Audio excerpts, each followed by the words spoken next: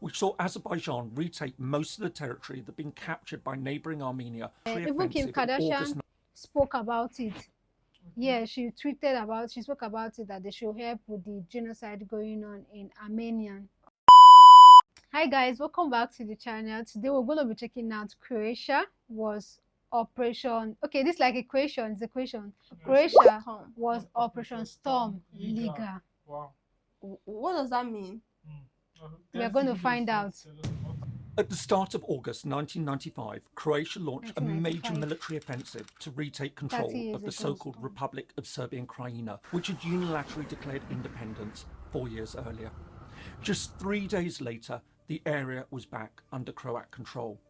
But a quarter of a century on, the events are still marred in controversy, and the celebrations to mark the operation have become an annual point of friction between Croatia and neighbouring Serbia. Hello and welcome. If you're new to the channel, my name is James Kerr-Lindsay, and here I take an informed look at international relations, conflicts and the origins of countries. One of the most interesting and important questions in secessionist disputes concerns the use of force to retake breakaway territories. While we tend to think that conflicts involving these territories should be resolved by peaceful means, this isn't always the case.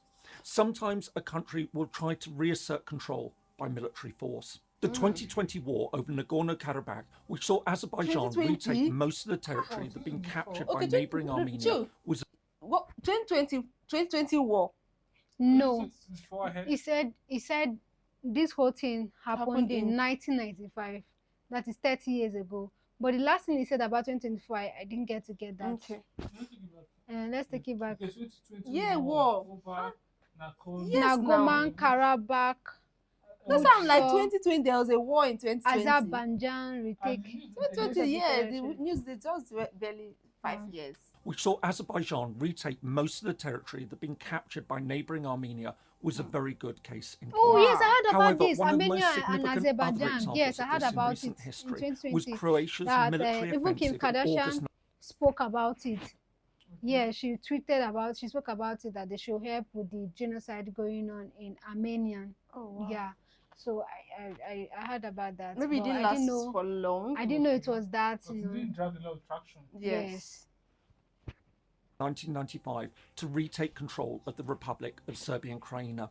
Quite apart from serving as an important case study for the use of armed force to end secessionist disputes, it's become an increasingly divisive annual event in the Balkans. Well, Croatia now marks Operation Storm as Victory Day, when the so-called homeland war for national independence was finally won. Serbia sees it as a moment of national mourning, when hundreds of thousands of ethnic Serbs were forced out of their ancestral homelands. So, how should the conflict really be understood?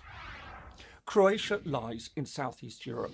At 56,500 square kilometres, or a little under 22,000 square miles, it's the 124th largest of the 193 members of the United Nations. Its population is around 4.1 million. According to the 2011 census, around 90% are ethnic Croats. The largest minorities are ethnic Serbs, who make up around 4.5% of the population, and Bosniaks, or Bosnian Muslims, at a little under 1%. The story really begins in 1918. Following the collapse of the Austro-Hungarian Empire at the end of the First World War, the territory that now makes up Croatia became part of the new kingdom of Serbs, Croats and Slovenes, renamed the Kingdom of Yugoslavia in 1929. Following the end of the Second World War, Croatia became one of the 6 constituent republics of the Socialist Federal Republic of Yugoslavia, alongside Bosnia and Herzegovina, Macedonia, Montenegro, Serbia and Slovenia. While the causes of the breakup of Yugoslavia are complex and still highly contested, by the end of the 1980s, the federation was coming under strain. As Croatia increasingly looked towards a looser relationship within Yugoslavia, including the possibility of independence, ethnic Serbs in the country began to consider... Including the possibility of independence. Croatia has not gotten independence yet. Croatia is independent, like it's on its own. It's a country with 1.1 million citizens. So this order is trying to tell us what happened. Like it's getting to the story of what happened. Or 4 points. Sorry, there are 4.1 million people. Sorry. Oh, that's so small. Yeah, they are. Their They own are really position. small. Representing around 12% of Okay, the this was population, a throwback. they were Oh, predominantly I get it located now. in three From key areas. 1915. Yeah. Along the border with Serbia, an area known as Slavonia, an area further inland called Western Slavonia, and in an area adjacent to Bosnia known as Krajina. In July 1990, Croatia adopted a new constitution. Believing that this downgraded their position, Croatian Serbs moved to set up their own self-administered areas. The first of these, the Serbian Autonomous Oblast of Krajina, was established in December 1991, followed by the two other self-proclaimed autonomous regions, Slavonia and Western Slavonia, the next year. As Okay. Croatian forces moved in to reassert control over the areas, fighting erupted. The Yugoslav wars had now begun.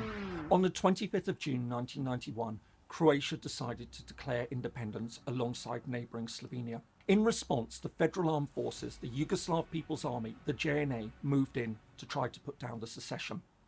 Following 10 days of fighting, a ceasefire was called as the sides agreed to continue negotiations on the future of Yugoslavia.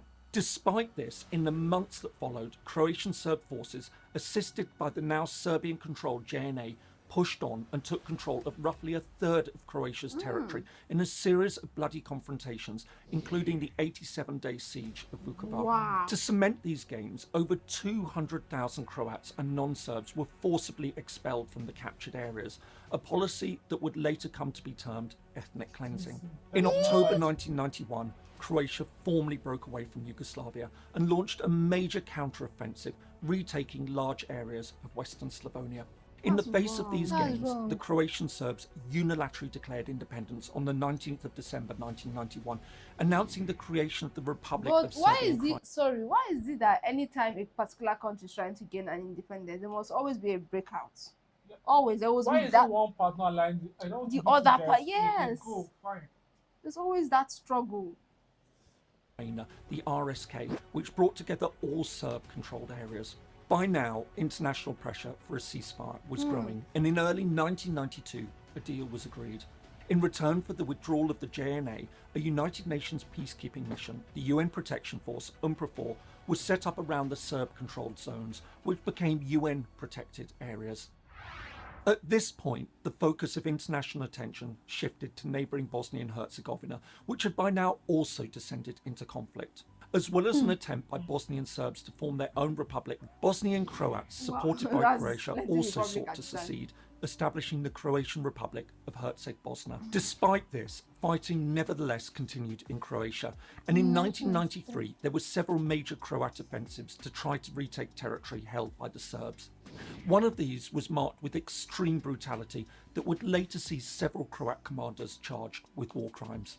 But arguably, the turning point in the wars came in March 1994, when the United States brokered a peace agreement between the Bosnian Croats and Bosnian Muslims. Ending the war within a war in Bosnia, it now allowed Croatia to concentrate more fully on the Serbian secession on its own soil. While the UN continued its efforts to secure a peace agreement between Croatia and the RSK, in early 1995, Croatia announced that it would no longer allow UNPROFOR to operate on its territory.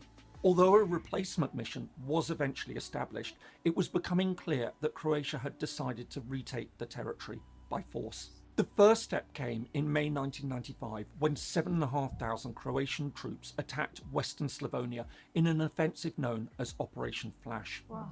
Within days, Croatia had retaken the territory, There's forcing always the a vast counterattack. majority of Yes. the 14,000 Serbian inhabitants to flee. While this led to an escalation of 14,000 is fighting, not the a Serb small- forces retaliated by shelling Zagreb, the Croatian capital. But it's The still not as Croatian big as government what now they did began the first preparing time. for the next phase, an attack on Krajina. On the 31st of July, the Croatian leadership under President Franjo Tuđman met to finalise the plans to retake the territory and force out the Serbs. Just 5 days later, on the 4th of August, Operation Storm began with a massive artillery bombardment. Almost immediately, Serbian resistance crumbled. As Croatian forces moved in, between 200,000 and 250,000 people, the vast majority of the territory's inhabitants fled the country. They Within fled. 72 hours, Let the Operation country- I was Storm already- was over. was Krajina there. was now under Croatian control, and the attempted Serbian secession had been defeated. On the 12th of November 1995, the war officially came to an end with an agreement to reintegrate Slavonia, the very last part of the now defunct RSK, into Croatia, a process completed by 1998. In the aftermath of the conflict, pressure grew for those responsible for the crimes committed during the war to be put on trial at the International Criminal Tribunal for the former Yugoslavia, the ICTY. This had been set up by the UN Security Council to prosecute war crimes and other human rights abuses committed during the Yugoslav conflicts. This would eventually see the leaders of RSK, as well as key Serbian figures, including Slobodan Milosevic, the president of Serbia, tried for crimes against humanity in Croatia, including murder, torture, forcible transportation, deportations, plunder, and the destruction of property. However, attempts to bring Croatians to trial for their actions during Operation Storm would prove to be far more problematic. That crimes had been committed was seemingly beyond doubt. A report produced the year after Operation Storm by Human Rights Watch catalogued a wide range of atrocities committed during and after the operation, including attacks on fleeing civilians and the torture and murder of Serbs who'd stayed behind. This was followed by ICTY indictments. You didn't just chase them away or something. Instead, you captured them. That was information over them, like They're just normal civilians. like that's war crime. That's war crime. And again, without even waiting for the United Nations intervention, these are things that the Croatian president and that of the Serbian can come together and make an agreement, because They are already in the spirit of revenge, actually. That's why. Actually, because it's not necessary. Yeah, No, they were coming fury. because it looks more like a retaliation. Yes. Accusing Croatia's leadership of a carefully planned effort, a joint criminal enterprise, as the court put it, to permanently rid the territory of its Serbian population. Croatia firmly rejected all such claims, arguing that the operation had been entirely justified. It insisted that putting on trial those who'd led the country to victory was simply unacceptable.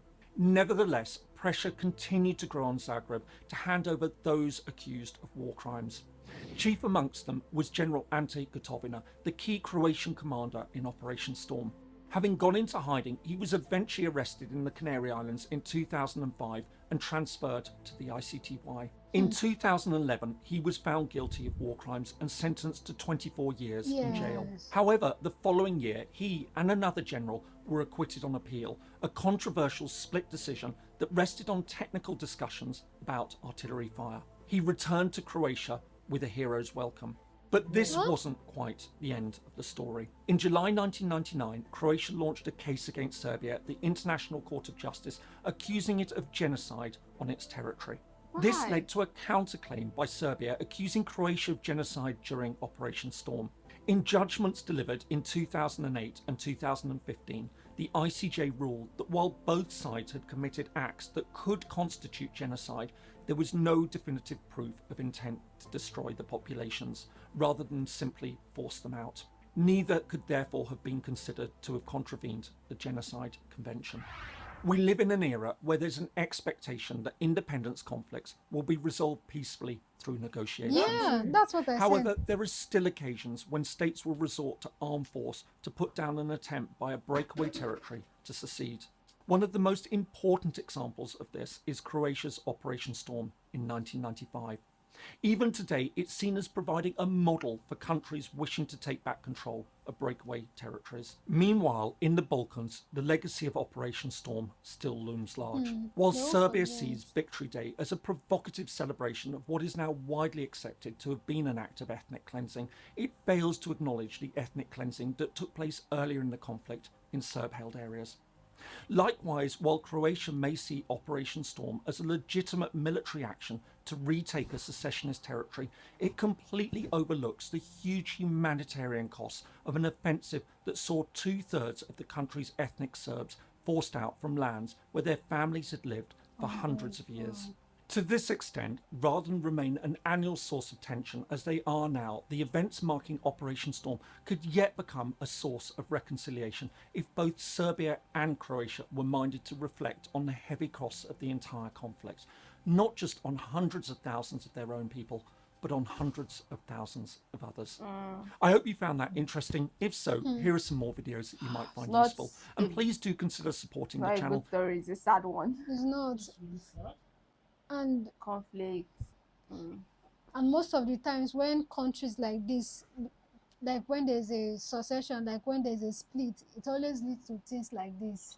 Yeah. Because I just hope the other part does not hold a grudge. And retaliate in the Later future. Because to them justice was not served. It was not served. They went to court. They went to court again on the same matter. And most time when people feel like justice is not served, they want to take They will take laws into their and hands. use their own physical action. I hope that should not happen anytime soon. Yeah. Just let it go. even if we know that both sides, should I They're say wrong. both sides, Wrong. Yeah, they were everything was wrong from the beginning. They shouldn't have handled it that way. It should have been Yes. handled They wouldn't have amicably. started the whole Yes. unaliving thing. Yeah. Is it worth losing a life for? Something over a land or something? Two governments can just talk. and Yeah, they can negotiate. just negotiate and say, okay, this is it, instead of taking people's life. Thank you guys for watching up to this point. See you in our next reaction. Bye and stay blessed.